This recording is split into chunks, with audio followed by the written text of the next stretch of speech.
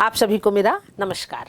आज हम कक्षा 10वीं विषय हिंदी के अंतर्गत कविता चंद्रग्रहण से लौटती बेर ये कविता हम आज पढ़ने जा रहे हैं। इस कविता के रचयिता कवि हैं केदारनाथ अग्रवाल जी। तो आइए कविता पढ़ने से पहले हम केदारनाथ अग्रवाल जी के जीवन परिचय को समझते हैं। केदारनाथ अग्रवाल जी का जन्म उत्तर प्रदेश के बांदा जिले के अंतर्गत कमासीन नामक ग्राम में सन 1911 में हुआ था। आप पेशे से वकील रहे हैं। केदारनाथ जी का तत्कालीन साहित्यिक आंदोलनों से गहरा जुड़ाव रहा है। प्रगतिवादी विचारधारा के आप कवि माने जाते हैं। जन सामान्य का संघर्ष व प्रकृति सौंदर्य आपकी कविताओं का प्रमुख विषय रहा है। आइए आपकी रचनाओं के बारे में हम जानते हैं। इनकी रचनाएं हैं नींव के बादल, युग की गंगा, फूल नहीं रंग बोलते हैं, पंख और पतवार तथा कहे केदार खरी खरी आपकी प्रमुख रचनाएं हैं। आपको सोवियत लैंड नेहरू पुरस्कार और साहित्य अकादमी पुरस्कार से सम्मानित किया गया। तो आइए इस कविता को पढ़ने से पहले हम कविता के सारांश को समझते हैं। तो इस कविता को पढ़ने में हमको और बहुत आनंद आएगा। प्रस्तुत कविता चंद्रग्रहण से लौटती बेर, इस कविता में चंद्रग्रहण नामक गांव के प्राकृतिक सौंदर्य का बहुत मनोहारी चित्रण किया गया है। हरे भरे खेत, बगीचे, नदी का किनारा, नदी का तट, भोजन ढूंढते बगुलों के साथ साथ उस पक्षी का भी सुंदर वर्णन इस कविता में किया गया है जो गोता लगा करके अपना भोजन प्राप्त करता है।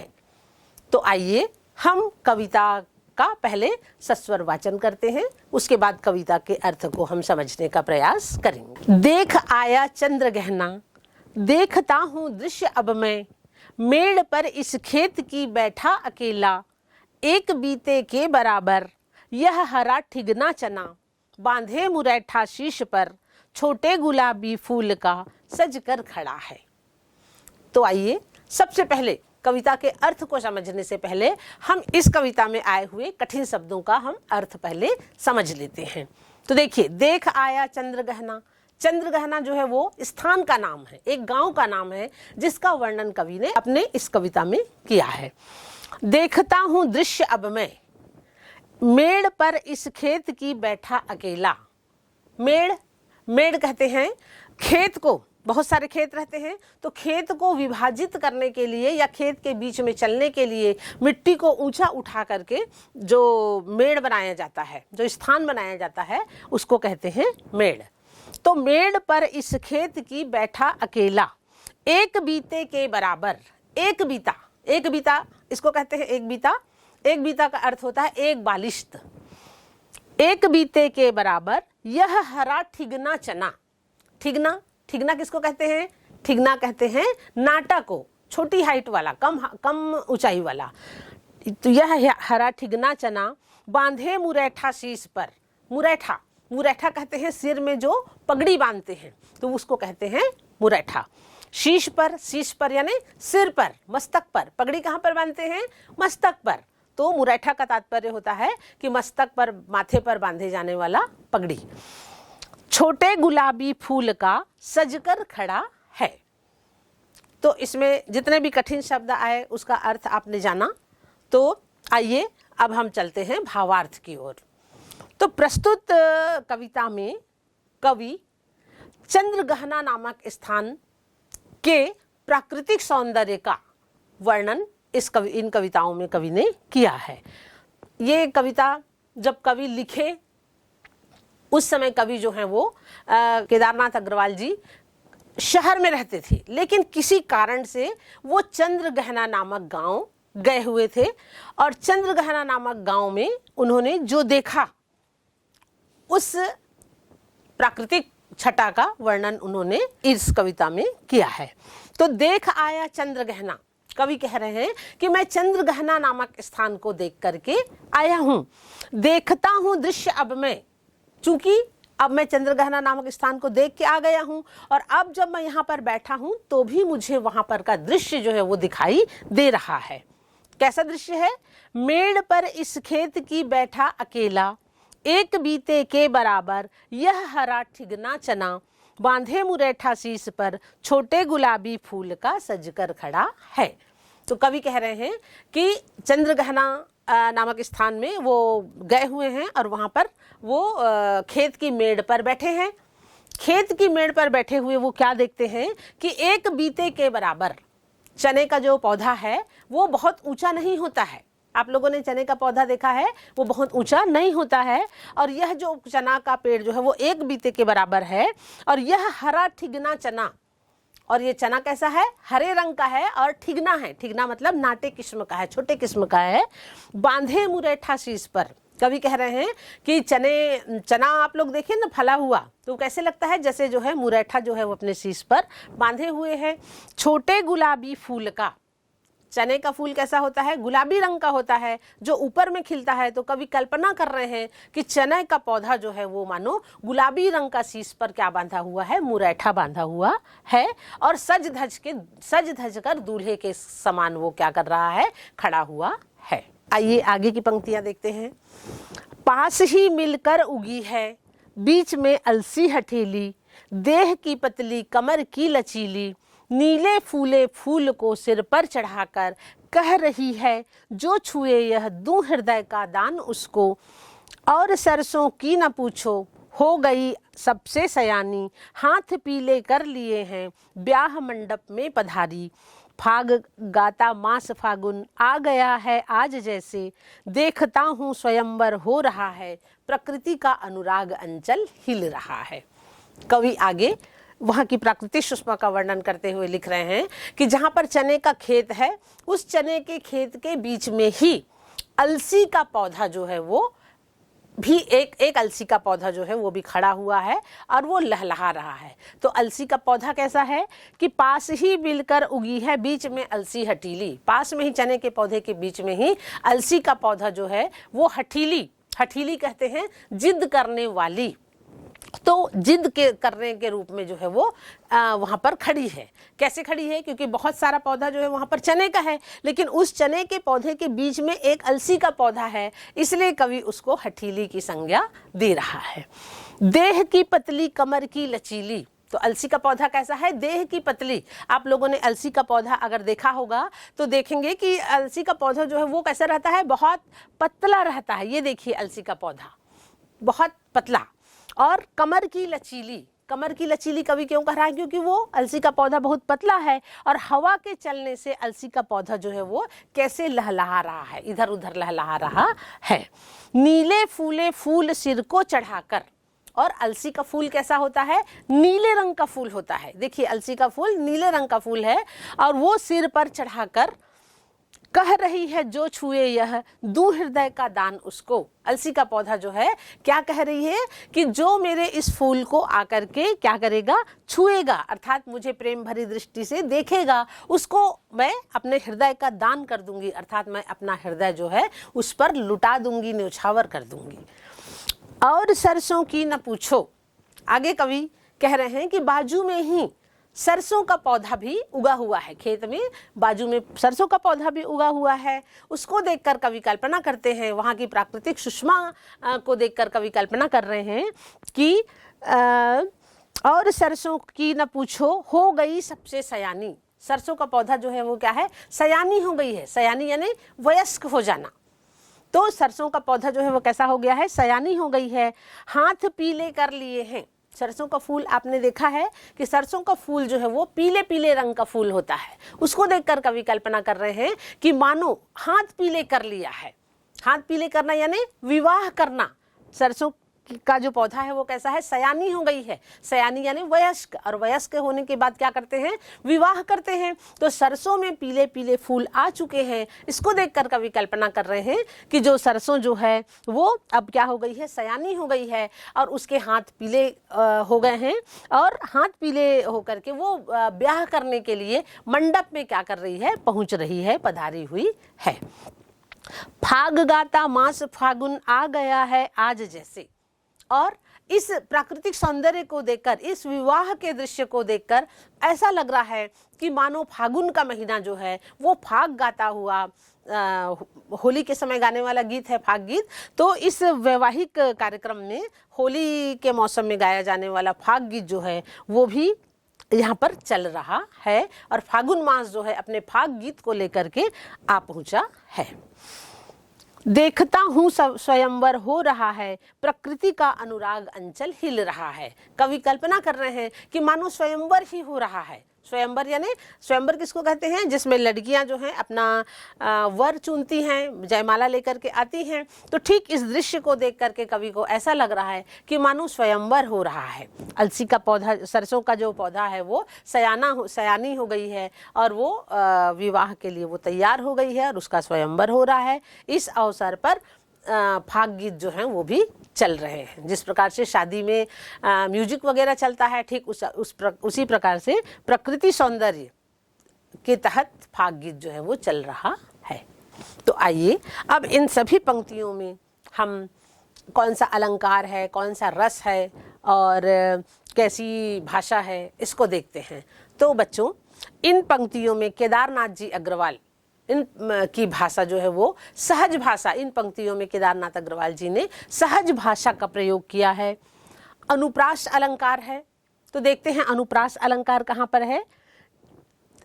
फूले फूल, नीले फूले फूल, तो जहाँ पर फ वर्ण की आवृत्ति जो है वो बार बार हो रही है, तो यहाँ पर अनुप्रास अलंकार की छटा जो है वो निराली है।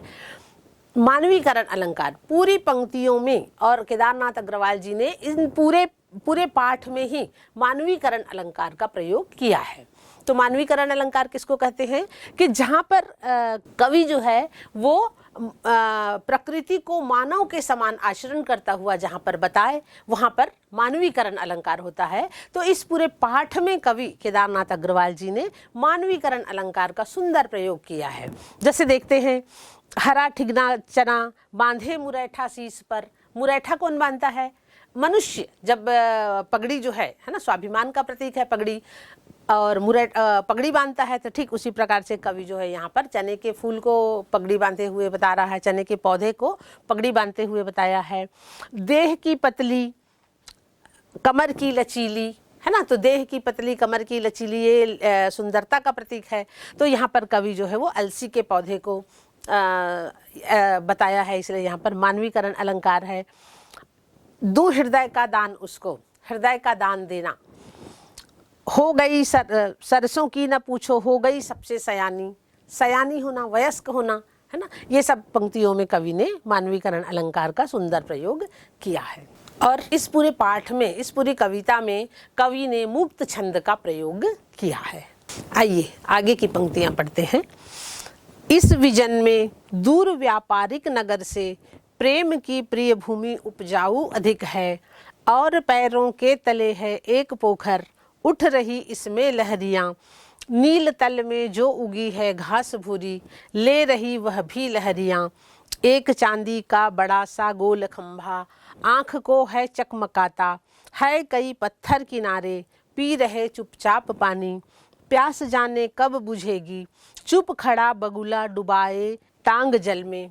देखते ही मीन चंचल, ध्यान निद्रा त्यागता है। चट दबाकर चोंच में नीचे गले में डालता है। तो आइए इन पंक्तियों में सबसे पहले हम समझने के लिए देख लेते हैं कठिन शब्दों के अर्थ। तो इस विजन में, विजन कहते हैं निर्जन स्थान को, निर्जन अर्थात सुनसान स्थान में, दूर व्यापारिक नगर से, व्यापारिक नगर शहर जहाँ पर बहुत सारे व्यापार होते हैं। प्रेम की प्रिय भूमि उपजाऊ अधिक है। उपजाऊ का तात्पर्य आप लोग जानते हैं कि उपजाऊ यानी जहाँ पर फसलें जो हैं वो अच्छे से लहलहाती हैं। और पैरों के तले है एक पोखर, पोखर का तात्पर्य होता है तालाब। उठ रही इसमें लहरियां, लहरियां तालाब में लहरें जो हैं उठती हैं वो है लहरियां। नील तल में जो उगी है घास भूरी, नील तल नीले रंग का तल, ले रही वह भी लहरियां, लहरियां लेना यानी लहलहाना। एक चांदी का बड़ा सा गोल खंभा, आंख को है चकमकाता, चकमकाना यानी चौंधियाना। है कई पत्थर किनारे पी रहे चुपचाप पानी, प्यास जाने कब बुझेगी, चुप खड़ा बगुला डुबाए टांग जल में, देखते ही मीन चंचल। मीन का तात्पर्य होता है मछली।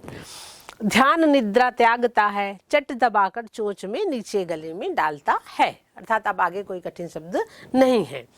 तो यहाँ पर कवि केदारनाथ अग्रवाल जी गांव की प्राकृतिक सुषमा का वर्णन, सजीव चित्रण इन पंक्तियों में उन्होंने किया है कि गांव में, चंद्रगहना नामक गांव में जो है वो कैसे प्राकृतिक सौंदर्य वहां पर का मन को लुभा रहा है। कवि कह रहे हैं कि इस विजन में, विजन जहां पर वो बैठे हैं, चंद्रगहना नामक स्थान जहां पर वो बैठे हैं वो कैसा है, विजन है, निर्जन है, क्योंकि वो खेत के किनारे बैठे हुए हैं। तो इस विजन में दूर व्यापारिक नगर से, और जहां पर कवि रहते हैं दूर व्यापारिक नगर अर्थात शहर से, प्रेम की प्रिय भूमि उपजाऊ अधिक है।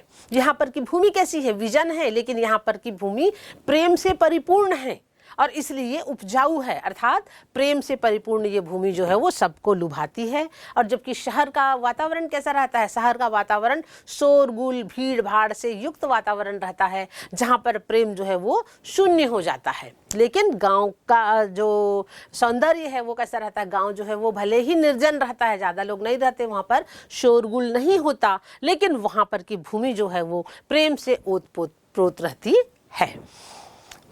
और पैरों के तले है एक पोखर।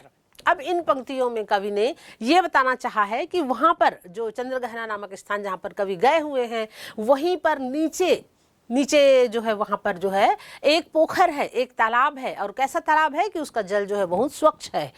और पैरों के तले है एक पोखर, जहाँ पर वो बैठे हैं वहाँ पर उससे नीचे ही क्या है, एक सुंदर सा तालाब है। उठ रही इसमें लहरियाँ, और इस तालाब में कैसी हैं, हवा के चलने से तालाब में, तालाब के जल में जो है वो लहरें उठ रही हैं। नीचे तल में जो उगी है घास भूरी, और वहीं पर तालाब के नीचे तल, जहाँ पर तालाब का के बाजू में जहाँ पर वो है स्थल है, वहाँ पर घास, भूरी भूरी घास जो है वो क्या है, उगी हुई है।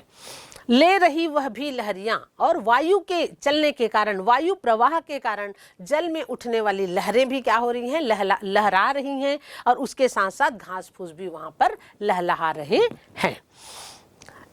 एक चांदी का बड़ा सा गोल खंभा आंख को है चकमकाता, और उस तालाब में जब सूर्य की रश्मियां जो है वो तालाब में पड़ रही हैं, तो वो तालाब का जल जो है वो ऐसा लग रहा है कि मानो वहाँ पर क्या है, चांदी का क्या है, खंबा है। और इस सुंदर चांदी के खंबे को देखने से आंखें जो हैं वो क्या हो रही हैं, चकाचौंध हो रही हैं, अर्थात हम एक टक उस तालाब के जल को नहीं देख पा रहे हैं, इतना सुंदर दृश्य वहाँ पर है। हैं कई पत्थर किनारे पी रहे चुपचाप पानी, प्यास जाने कब बुझेगी। कवि कह रहे हैं कि उस तालाब में ही बहुत सारे किनारे किनारे में पत्थर रखे हुए हैं। आपने तालाब का दृश्य देखा है कि तालाब के किनारे में नहाने धोने के लिए क्या रहता है, पत्थर रहता है। और जब वायु प्रवाह के कारण जब तालाब का जल जो है वो किनारे से टकराता है, तो उसको देखकर कवि कल्पना कर रहे हैं कि जो तालाब का जो जल है वो पत्थर, जो किनारे में जो पत्थर पड़े हैं उनसे टकरा रहे हैं। तो उनको देखकर ऐसा लग रहा है कि ये पत्थर जो हैं वो कब से प्यासे हैं, जो चुपचाप तालाब के जल को क्या कर रहे हैं, पी रहे हैं। प्यास जाने कब बुझेगी। और निरंतर ये जो गति है, पानी का जो गति है, जल का जो गति है, वो पत्थर से टकराने का पत्थर से जो टकरा रहा है वो चल ही रहा है। इसलिए कवि कह रहे हैं कि ये जो जाने ये पत्थर की प्यास जो है वो कब बुझेगी, क्योंकि निरंतर जल का लहर जो है वो पत्थर से टकरा रहा है, फिर लौट के चला जा रहा है, फिर वो टकरा रहा है, फिर लौट के चला जा रहा है। तो जाने इस पत्थर की प्यास जो है वो कब बुझेगी। चुप खड़ा बगुला डुबाए टांग जल में। तालाब के ही सौंदर्य का वर्णन कर रहे हैं कवि कि इस तालाब में ही एक बगुला जो है वो चुप खड़ा है। बगुला आप लोगों ने देखा है, वो तालाब के जल में रहता है ना, मछली को खाने के लिए। तो उसी दृश्य का वर्णन करते हुए कवि कह रहे हैं कि तालाब में एक बगुला है जो चुपचाप खड़ा हुआ है, डुबाए टांग जल में, अपने टांगों को जल में डुबाए हुए है, अर्थात जल के अंदर, तालाब के अंदर बगुला जो है वो चुपचाप खड़ा है। देखते ही मीन चंचल, और ये बगुला जो है वो जैसे ही देखता है, मछली को चंचल क्यों कहा, क्योंकि मछली जो है वो तैरते रहती है, बहुत गतिमान रहती है जल में, तो जैसे ही वो चंचल मछली को वो देखता है, कौन, बगुला, ध्यान निद्रा त्यागता है, तो अपने ध्यान को क्या कर देता है, त्याग देता है, चट दबाकर चोंच में नीचे गले में डालता है। जैसे ही मछली जो है बगुला के पास आती है तो वो बगुला जो है वो क्या करता है, अपने चोंच से उस मछली को तुरंत वो चट से जल्दी से पकड़ लेता है और अपने गले में डालता है, अर्थात उसको वो खा लेता है। तो अब बच्चों, यहाँ पर इन पंक्तियों में भी कवि केदारनाथ जी की भाषा जो है बहुत सरल, सुंदर, सहज भाषा का प्रयोग उन्होंने किया है। मानवीकरण अलंकार, पूरी पंक्तियों में मानवीकरण अलंकार की सुंदर छटा है, छायावादी कविता है और मुक्त छंद का प्रयोग कवि ने इन पंक्तियों में किया है। आगे की पंक्तियां देखते हैं। एक काले माथे वाली चतुर चिड़िया, श्वेत पंखों के झपाटे मार फौरन, टूट पड़ती है भरे जल के हृदय पर, एक उजली चटुल मछली, चोंच पीली में दबाकर, दूर उड़ती है गगन में, और यहीं से भूमि ऊंची है जहाँ से, रेल की पटरी गई है, ट्रेन का टाइम नहीं है। तो यहाँ पर कवि केदारनाथ अग्रवाल जी तालाब में उड़ते हुए पंछी इत्यादि का सुंदर वर्णन इन पंक्तियों में किया है। तो देखते हैं, कठिन शब्दों के अर्थ देख लेते हैं। एक काले माथे वाली चतुर चिड़िया, चतुर का मतलब होता है चालाक। श्वेत पंखों के झपाटे मार यानी झपट्टा मारना, टूट पड़ती है भरे जल के हृदय पर, एक उजली चटुल मछली, चटुल बोलते हैं चंचल, चोंच पीली में दबाकर, दूर उड़ती है गगन में, गगन कहते हैं आकाश को, आसमान को, भूमि ऊंची है जहां से, रेल की पटरी गई है, ट्रेन का टाइम नहीं है। तो यहाँ पर अब कोई कठिन शब्द नहीं है। तो आइए अब हम देख लेते हैं व्याख्या। कवि कह रहे हैं, तालाब के दृश्य का ही वर्णन करते हुए कवि आगे कह रहे हैं कि एक काले माथे वाली चतुर चिड़िया, श्वेत पंखों के झपाटे मार फौरन टूट पड़ती है भरे जल के हृदय पर, एक उजली चटुल मछली, चोंच पीली में दबाकर, दूर उड़ती है गगन में। कि एक चतुर चिड़िया, वो चतुर चिड़िया कैसी है, काले माथे वाली, वो चिड़िया का माथा कैसा है, सिर कैसा है, काले रंग का है, और उसके पंख कैसे हैं, श्वेत पंख, सफेद रंग का उसका पंख है, और वो झपाटा मार करके आसमान में, तालाब के ऊपर ही ये जो चटुल चिड़िया जो है, वो काले माथे वाली चटुल चिड़िया जिसके पंख कैसे हैं, सफ़ेद हैं, और इसका चोंच कैसा है, पीले रंग का है। तो वो चिड़िया जो है मछली को पकड़ने के लिए वो आसमान में क्या कर रही है, गोल गोल वो घूम रही है तालाब के ऊपर। जैसे ही चटुल मछली, चंचल मछली जो है, उसको वो चिड़िया देखती है तो क्या करती है, वो अपने चोंच से झपाटा मार करके उस मछली को लेकर के वो आकाश की ओर उड़ जाती है।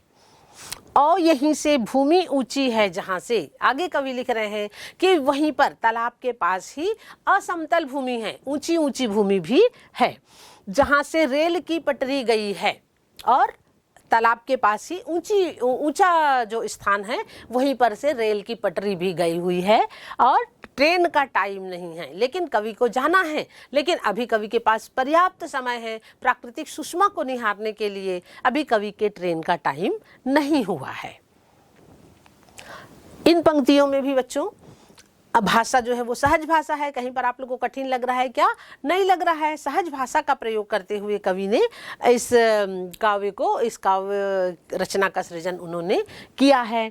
और मानवीकरण अलंकार है, पूरे पाठ में मानवीकरण अलंकार है, छायावादी कविता है, और कवि के द्वारा मुक्त छंद का सुंदर प्रयोग इन पंक्तियों में किया गया है। तो आइए अब हम आगे की पंक्तियां देख लेते हैं। मैं यहाँ स्वच्छंद हूँ, जाना नहीं है चित्रकूट की अनगर चौड़ी, कम ऊंची ऊंची पहाड़ियाँ दूर दिशाओं तक फैली है, बांझ भूमि पर इधर उधर रीवां के पेड़ कांटेदार कुरूप खड़े हैं। तो हम व्याख्या जानने से पहले आइए हम कठिन शब्दों का अर्थ जान लेते हैं कि मैं यहाँ स्वच्छंद हूँ। स्वच्छंद यानी बिल्कुल किसी का बंधन मेरे ऊपर नहीं है, मेरे पास बहुत समय भी है और मैं स्वच्छंद हूँ, किसी का दबाव नहीं है। जाना नहीं है, चित्रकूट की अनगढ़ चौड़ी, कम ऊंची ऊंची पहाड़ियाँ दूर दिशाओं तक फैली है। बांझ भूमि पर, बांझ एक नया शब्द आया है। बांझ का तात्पर्य होता है वंध्या भूमि, बंजर भूमि जहाँ पर फसल नहीं उगती है, तो उसको कहते हैं बांझ भूमि पर इधर उधर रीवा के पेड़। रीवा एक पेड़ का नाम है, जैसे हमारे इधर बबूल का पेड़ होता है, ठीक उसी प्रकार से वो रीवा का पेड़ है, बबूल के जैसे कांटेदार वृक्ष। कांटेदार कुरूप खड़े हैं, कुरूप यानी जिसमें कोई सौंदर्य नहीं है। ठीक, तो आगे हम देख लेते हैं व्याख्या। तो इन पंक्तियों में, ये जो अभी हमने पढ़ा, उन पंक्तियों में कवि जो है वो अपने मन में उठने वाले विचारों को व्यक्त कर रहे हैं कि उनके मन में जो है अब इस प्राकृतिक सुषमा को देख करके उनके मन में कैसे कैसे विचार उत्पन्न हो रहे हैं। उन विचारों को व्यक्त करते हुए कवि कह रहे हैं कि मैं यहाँ स्वच्छंद हूँ। अभी इस चंद्रगहना रामा के स्थान पर मैं क्या हूँ? स्वच्छंद हूँ, मुझे कहीं भी जाना नहीं है, मेरे ऊपर किसी का दबाव नहीं है। चित्रकूट की अनगढ़ चौड़ी, कम ऊंची ऊंची पहाड़ियाँ दूर दिशाओं तक फैली हुई है। इस चित्रकूट की अनगढ़ चौड़ी जगह में ऊंची ऊंची पहाड़ियाँ हैं जो दूर दिशाओं तक, दूर तक जहाँ तक हम देख रहे हैं वहाँ तक वो जो पहाड़ी जो है वो फैली हुई है। बांझ भूमि पर, और वहीं पर वंध्या भूमि है जिसमें कुछ भी ज़्यादा उगता नहीं, फसल नहीं होता है, वंध्या भूमि है। तो उस भूमि पर इधर उधर रीवा के पेड़, रीवा के पेड़ जो है वो उगे हुए हैं। और वो पेड़ कैसे हैं? कांटेदार हैं और कुरूप हैं कि उनको देखकर किसी के मन में प्रेम जागृत नहीं होगा। ऐसे पेड़ जो है वो वहीं पर पास में उगे हुए, बंजर भूमि पर उगे हुए हैं। आइए आगे की पंक्तियां देखते हैं। सुन पड़ता है मीठा मीठा, रस टपकाता सुग्गे का स्वर, टे टे टे। सुन पड़ता है वना स्थली का हृदय चीरता, उठता गिरता सारस का स्वर, टिरटों टिरटों।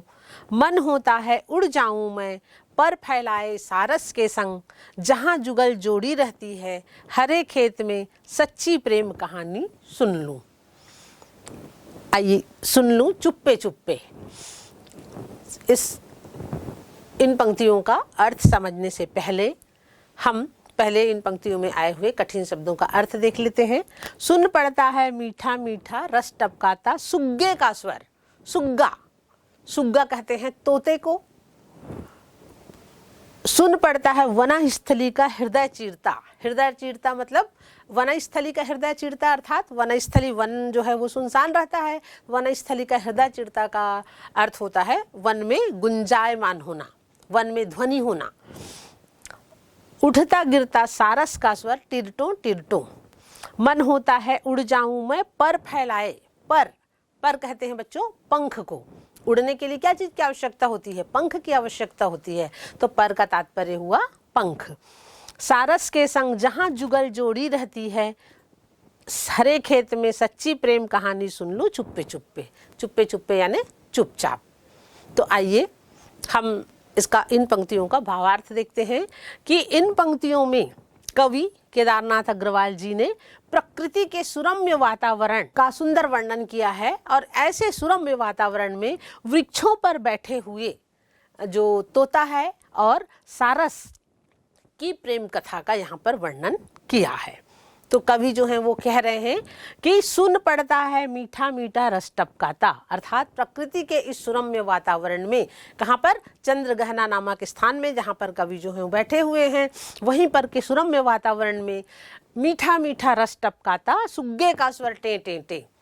वहाँ पर वृक्ष उगे हुए हैं, उन वृक्षों में जो तोता है वो बैठा हुआ है और अपनी टे टे की ध्वनि से गुंजायमान उस सुरम्य वातावरण को कर दे रहा है। सुन पड़ता है वनस्थली का हृदय चीरता, उठता गिरता सारस का स्वर, टिरटों टिरटों। और वहीं पर सारस पक्षी भी पेड़ में है और वो वनस्थली का हृदय चीरता, अर्थात वन जो है वो शांत वातावरण है वहाँ पर, तो अपनी टिरटों टिरटों की ध्वनि के द्वारा वो क्या कर रहा है? मानो वनस्थली का हृदय चीरते हुए वन को गुंजायमान कर दे रहा है। इस सुंदर वातावरण को देखकर कवि कल्पना करते हैं, कवि सोचते हैं कि उड़ जाऊं मैं पर फैलाए सारस के संग। कि इतना अच्छा वातावरण वहां पर है कि मैं भी सारस पक्षी के साथ सारस पक्षी के साथ मैं भी क्या करूं, उड़ जाऊं। जिस प्रकार से सारस पक्षी अपने पंख को फैला करके उड़ रहा है, उसी प्रकार से मैं भी उड़ जाऊं। और कहाँ उड़ करके कहाँ जाऊं कि जहां जुगल जोड़ी रहती है, हरे खेत में सच्ची प्रेम कहानी सुन लूं चुप्पे चुप्पे। और इस सारस पक्षी के साथ उड़ करके जा करके मैं सारस की प्रेम कथा का श्रवण जो है मैं भी कर लूं और मैं भी आनंदित हो जाऊं। तो इस प्रकार से इस पूरे पाठ में कवि जो है वो प्रकृति का मानवीकरण किए हैं। पाठ में पूरा चित्रात्मक वर्णन है। चित्रात्मक वर्णन किसको कहते हैं बच्चों? कि चित्रात्मक वर्णन उसको कहते हैं कि कवि जो है अपनी लेखनी के माध्यम से ऐसे ऐसे शब्दों का प्रयोग करके वो कविता काव्य रचना का सृजन किए हैं कि वहाँ पर का दृश्य जो है वो पाठक के मन में दिखने लग जाता है, उपस्थित हो जाता है। तो उसको कहते हैं चित्रात्मक वर्णन। तो इस पूरे पाठ में कवि ने चित्रात्मक वर्णन किया है, छायावादी कविता है, मुक्त छंद का प्रयोग किया है। और अभी जो हम अभी की जो पंक्तियां पढ़े हैं उसमें अनुप्रास अलंकार की सुंदर छटा जो है वो हमको देखने को मिली। देखिए कहाँ पर मिली? मीठा मीठा म वर्ण की आवृत्ति 2 बार हुई, तो वहाँ पर अनुप्रास अलंकार है। सारस के संग, सारस सवर्ण की आवृत्ति 2 बार हुई, सारस और संग, तो यहाँ पर जो है अनुप्रास अलंकार है। जुगल जोड़ी, जुगल जोड़ी में भी अनुप्रास अलंकार की छटा जो है वो दृष्टव्य हो रही है। तो इस प्रकार से ये जो पाठ है वो प्रकृति चंद्रगहना नामक स्थान का सुंदर वर्णन कवि केदारनाथ अग्रवाल जी ने इन पाठों में किया, इस पाठ में किया है। तो बच्चों, आपने चंद्रगहना से लौटती बेर कविता के माध्यम से आपने भी प्रकृति की सुरम्य वातावरण की सैर की। और ये इस कविता में आपने क्या देखा कि कवि जो हैं वो चंद्रगहना नामक स्थान की सुंदरता का वर्णन उन्होंने अपने कविता में किया है कि वहाँ पर किस प्रकार से वातावरण है। जो चने का पौधा जो है वो अपने सिर में पगड़ी बांध करके खड़ा हुआ है, अलसी जो है वो कमर की लचीली है, पतली है, हठीली है, वो भी हट किए हुए चने के खेत में खड़ी हुई है। वैसे ही सरसों का पौधा जो है वो बाजू वाले खेत में उगा हुआ है। उसको देखकर कवि कल्पना कर रहे हैं कि मानो सरसों जो है वो क्या हो गई है, सयानी हो गई है और हाथ पीले करके वो ब्याह मंडप में पधारी है।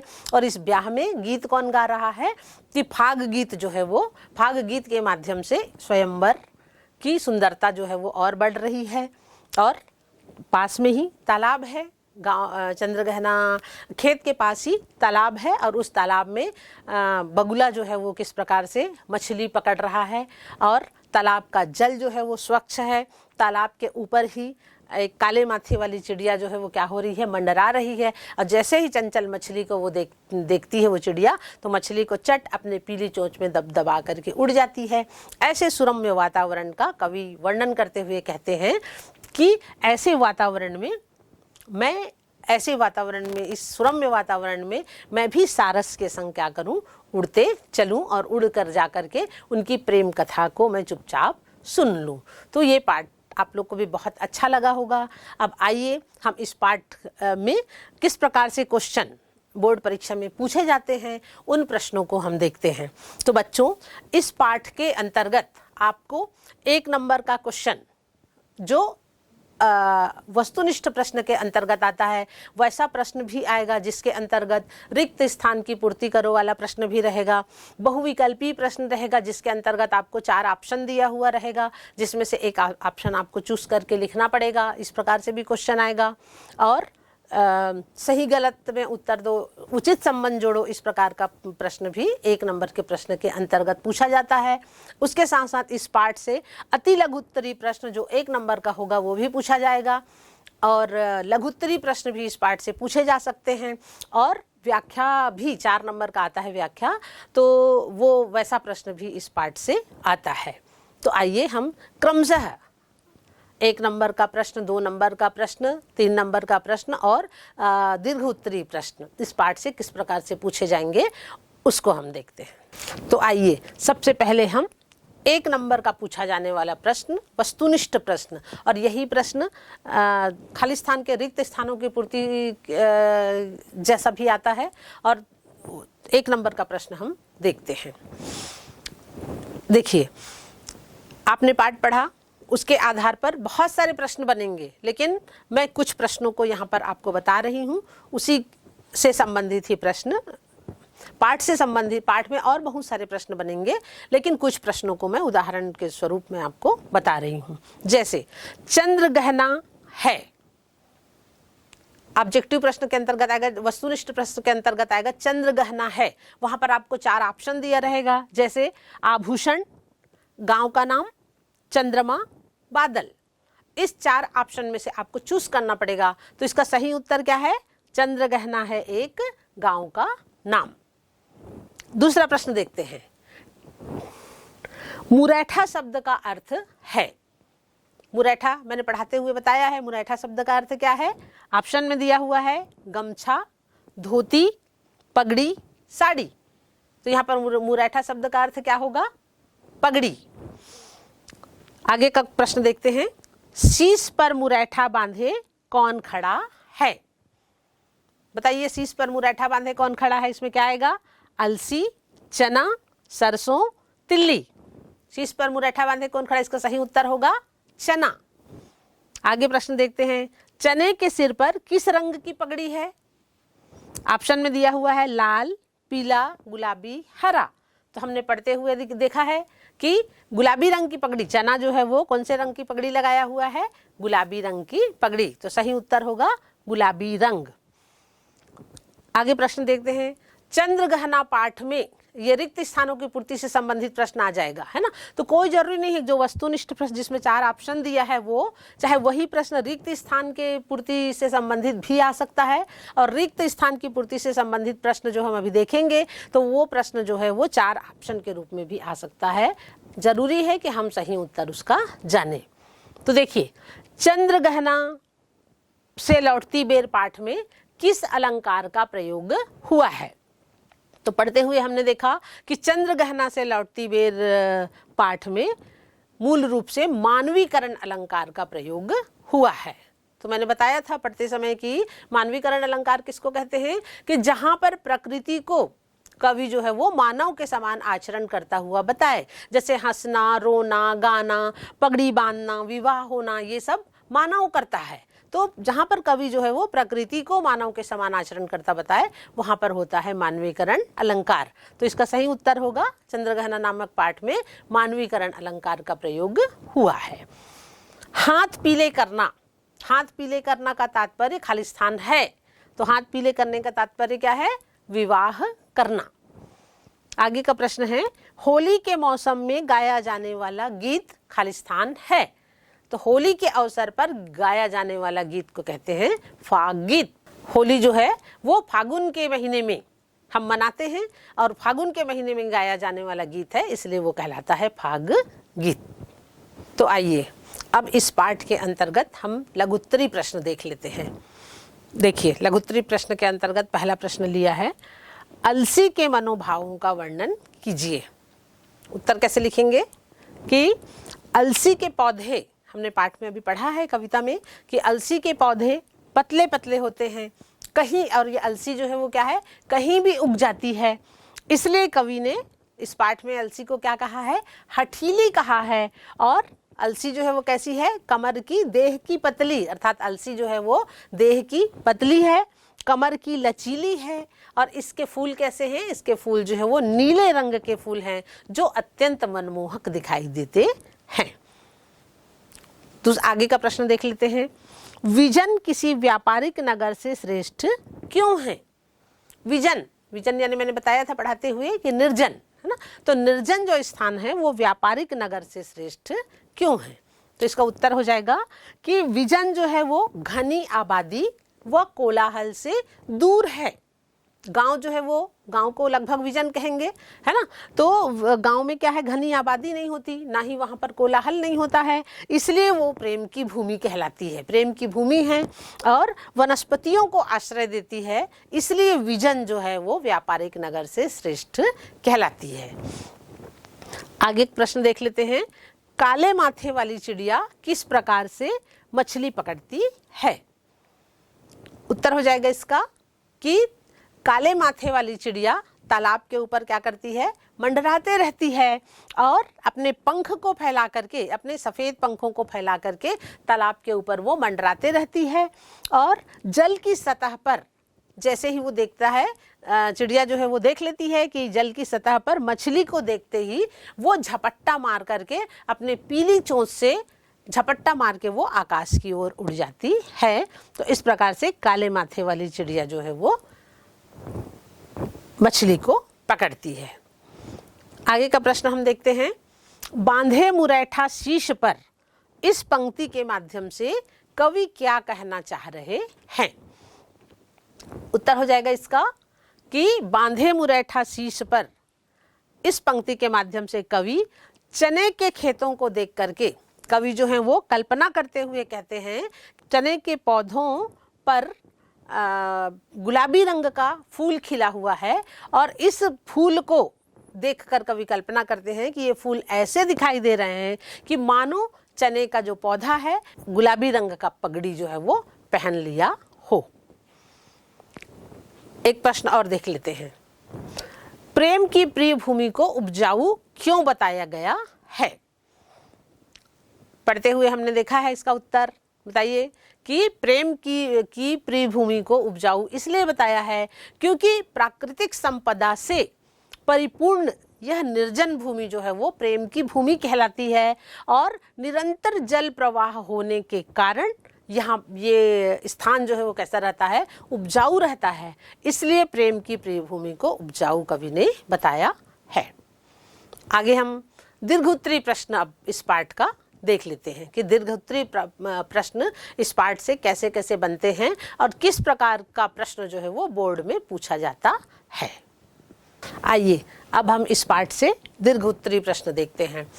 इस पाठ से दीर्घोत्तरी प्रश्न के अंतर्गत 4 नंबर के प्रश्न पूछे जाते हैं, जिसमें व्याख्या से संबंधित प्रश्न हो सकता है जो हमने पढ़ते हुए देखा, भाव सौंदर्य से संबंधित प्रश्न और दीर्घोत्तरी प्रश्न के अंतर्गत जो हम प्रश्न देखने जा रहे हैं इस प्रकार से प्रश्न भी पूछे जाते हैं। तो आइए देखते हैं प्रश्न है, एक कोलाहल भरे घनी आबादी वाले नगर तथा शांत ग्रामीण अंचल की तुलना कीजिए और बताइए कि दोनों में कौन सी बातें आपको पसंद है। एक कोलाहल भरे अंचल की तुलना और एक ग्रामीण अंचल की तुलना आपको करनी है और आपको ये बताना है कि दोनों में कौन सा वातावरण आपको पसंद है और कौन नापसंद, और कौन सी बातें जिसको आप नापसंद करते हैं उसको बताना है। अपनी पसंदगी और नापसंदगी का कारण भी लिखते हुए इसको एक तालिका के माध्यम से दर्शाइए। तो यहाँ पर आपको ग्रामीण अंचल अच्छा लगता है या शहरी कोलाहल भरा अंचल अच्छा लगता है, इसके बारे में आपको लिखना है। तो देखिए, शहरों में कैसा रहता है, शहरों में आपाधापी भरी जिंदगी रहती है, शोर शराबा रहता है, बढ़ता औद्योगिकीकरण के कारण माहौल जो है वो कैसा रहता है, प्रदूषित रहता है। प्रकृति को हमसे ये सब वातावरण जो है वो दूर ले जा रहा है, हम प्रकृति से दूर होते जा रहे हैं और कोलाहलपूर्ण वातावरण में हम जी रहे हैं। और नैसर्गिक वातावरण युक्त ग्रामीण अंचल की सुंदरता जो है वो देखते बनती है। ग्रामीण अंचल जो है वो कोलाहल से दूर होता है और सरलता से हम स्वयं को सुखी जीवन में पाते हैं। तो इसको हम तालिका के माध्यम से देख लेते हैं। एक साइड हम तालिका बनाएंगे ग्रामीण अंचल और एक साइड तालिका बनाएंगे हम शहरी अंचल। तो ग्रामीण अंचल के अंतर्गत देखिए ग्रामीण जीवन कैसा रहता है, जीवन मूल्यों की सहजता एवं सरलता मन को मोह लेती है। ग्रामीण जीवन जो है वो जीवन मूल्यों की सरलता होती है वहाँ पर और सहजता होती है जो हर किसी के मन को भाता है। और शहरी वातावरण कैसा होता है, शहरी वातावरण जो है बाह्य आडंबर पूर्ण होता है, सिर्फ दिखावाबाजी शोबाजी में ही शहर के लोग जो हैं वो डूबे रहते हैं और जो मन को क्या करता है, व्यथित करता है। आगे है, ग्रामीण वातावरण में, ग्रामीण क्षेत्र में संबंध जो है वो प्रगाढ़ होता है, आत्मीय होता है। वहीं दूसरी ओर हम देखते हैं शहरी वातावरण में आपसी राग द्वेष से भरा हुआ वातावरण शहर में रहता है। यहाँ पर संबंध जो है वो प्रगाढ़ नहीं रहता है। ग्रामीण वातावरण में कृत्रिमता का अभाव होता है, दिखावापन बिल्कुल भी नहीं होता है, कृत्रिमता का अभाव होता है और व्यवहार की सरलता होती है। ग्रामीण लोग जो हैं वो सरल, सीधे साधे, सरल व्यवहार के होते हैं। वहीं शहर के लोग कैसे होते हैं? आडंबरपूर्ण, दिखावा, शोबाजी में रहते हैं और दिखावटीपन बहुत ज़्यादा रहता है और स्वार्थ की भावना जो है वो शहर के लोगों में कूट कूट करके भरी रहती है, क्योंकि दूसरे से हमको क्या मतलब, हमारा हित हो रहा है, बस अपना ही हित को शहर के लोग जो हैं, शहरी क्षेत्र के लोग सोचते हैं। आगे है कि ग्रामीण वातावरण में नैसर्गिक वातावरण रहता है, प्रकृति का सुरम्य वातावरण रहता है, नैसर्गिक वातावरण रहता है। शहर में जो है वो प्रदूषित वातावरण, कारखाने और धूल और ध्वनि, ये सब जो है वो प्रदूषित वातावरण शहरों का होता है। सामूहिकता, ग्रामीण अंचल में सामूहिकता की भावना होती है, कोई भी कार्य वो लोग समूह में करते हैं, एक दूसरे से प्रेम पूर्वक कार्य करते हैं। और शहर में जो है वो स्व केंद्रित भावना होती है और यहाँ पर स्वार्थ परक जीवन होता है। तो इस प्रकार से ग्रामीण कोलाहल भरी आबादी वाले नगर और शांत ग्रामीण जीवन की तुलना हमने यहाँ पर की और हमको जो है ग्रामीण जीवन ही हर किसी को पसंद आएगा कि ग्रामीण जीवन जो है वो शांत होता है, कोलाहल से दूर होता है और दिखावापन नहीं रहता, वहाँ पर कोई शोबाजी नहीं होती, नैसर्गिक वातावरण होता है, सामूहिकता की भावना होती है। इसलिए ग्रामीण अंचल जो है वो हर किसी के मन को भाता है और बहुत अच्छा लगता है। तो आइए अब हम एक और दीर्घोत्तरी प्रश्न के अंतर्गत एक प्रश्न और देख लेते हैं। आइए हम दूसरा प्रश्न देखते हैं। बगुला समाज के किस वर्ग का प्रतीक है और किन विशेषताओं को रेखांकित करता है? आज के समाज में यह उदाहरण कितना प्रासंगिक है? उत्तर होगा इसका कि बगुला समाज के लोभी, स्वार्थी व कपटी वर्ग का प्रतीक है। बगुला जो है वो समाज के लोभी, स्वार्थी व कपटी वर्ग का प्रतीक है। कपटी कैसे होते हैं? कपटी लोग मिष्टभाषी होते हैं, मीठा मीठा बोलते हैं, पर स्वार्थ के वशीभूत होते हैं, वे स्वार्थ के कारण कुछ भी कार्य कर लेते हैं। वर्तमान में समाज में इस प्रवृत्ति के लोगों की ही अधिकता है, अतः यह उदाहरण प्रासंगिक है। तो आपने ये पाठ पढ़ा चंद्रगहना से लौटती बेर। मुझे आशा है कि आपको ये पाठ जो है बहुत अच्छे से समझ में आ गया होगा। आप लोग इस पाठ से संबंधित जो भी प्रश्न आएगा उसको आप बहुत अच्छे से इस पाठ को पढ़ करके, इस वीडियो को देख करके आप समझ पाएंगे और आप अच्छे से लिख पाएंगे। तो मैं आप लोग को अग्रिम शुभकामनाएं आप लोग को इस पाठ से संबंधित प्रश्न के उत्तर के लिए देती हूँ। धन्यवाद।